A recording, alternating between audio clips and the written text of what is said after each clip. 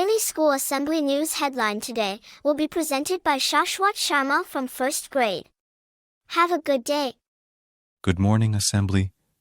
Today's news headline is about Chandrayaan-3 moon landing. Chairman of the ISRO, Mr. Somanath said, "The lander and the rover will stay on the moon for 14 days until sunlight is there. When there is no sunlight, a small solar panel, which is on the rover, will generate power to charge the battery for the 14 days until light comes.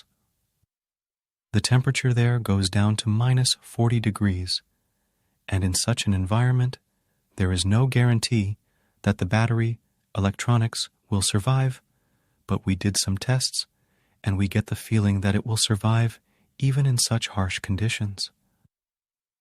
Have a good day." सुप्रभात assembly. School की सभा के दौरान आज की मुख्य सुर्खियां शाश्वत शर्मा के द्वारा पढ़ा जाना है। आपका दिन शुभ हो। सुप्रभात असेंबली। आज का मुख्य समाचार चंद्रयान-3 चंद्रमा लैंडिंग के बारे में है।